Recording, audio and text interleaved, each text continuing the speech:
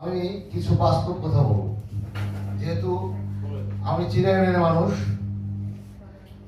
আমি নদী ভাঙন থেকে শুরু করে আমি অনেক কিছু দেখেছি।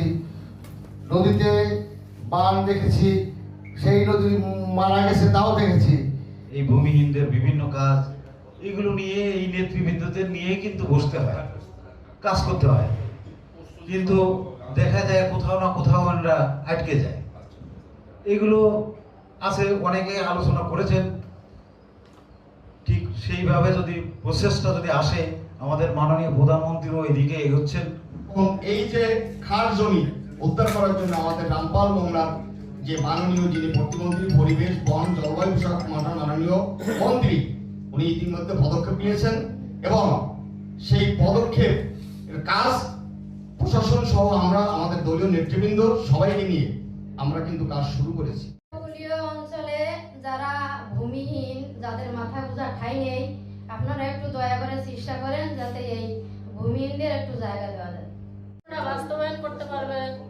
বর্তমান সরকার যারা আছে তাদের ঊর্ধ্বতন কর্তৃপক্ষে যারা আছে তাদের সহযোগিতা যদি পাই তাহলে হয়তো সেটা আমরা পূরণ করতে পারবো। ধন্যবাদ।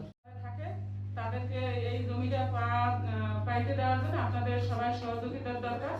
আপনারা সবাই সহযোগিতা করবেন। আল্লাহ হাফেজ।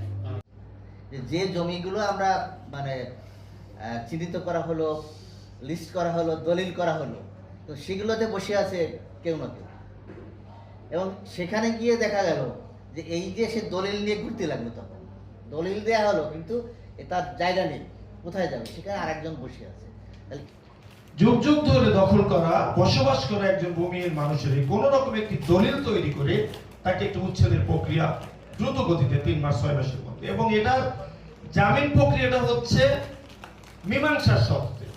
তো মীমাংসার শর্তে মানে আপনার তো ডকুমেন্ট নেই, অথচ আপনি আমরা দেখছি যে ভূমিতে অন্য আইনে 13 বছর যদি কেউ বসবাস করে তার রাইট হ্যান্ড টাইটেল দ্বারা, এবং 25 বছর ধারাবাহিকভাবে বসবাস করলে সেই ভূমির মালিকানা হয়েছে। খালেদা জিয়ার শাসন আমলে খাস জমি বিতরণ ও সংশ্লিষ্ট বিষয়গুলো উল্লেখযোগ্য দিক ছিল কি, যে প্রচলিত আইনি কাঠামো ও নীতিমালা অনুযায়ী উপজেলা এবং জেলা প্রশাসনের মাধ্যমে ভূমিদের মাঝে খাস জমি বরাদ্দের বা লিজ দেওয়া কার্যক্রম চালু। এটা হচ্ছে তারেক রহমানের খাস জমি সংক্রান্ত নীতি ও নির্দেশনার মূল লক্ষ্য হলো অবৈধ দখল উচ্ছেদ, এটা একটা ওনার লক্ষ্য, ভূমিদের মাঝে বন্টন, এটা একটা লক্ষ্য, পরিবেশ ও বনায়ন, এটা একটা লক্ষ্য। প্রধানমন্ত্রী স্পষ্টভাবে বলেছেন, প্রভাবশালী কিংবা রাজনৈতিক পরিচয় ব্যবহার করে যারা সরকারি জমি দখলে করে রেখেছেন তাদের বিরুদ্ধে দ্রুত আইনি ব্যবস্থা নিতে হবে।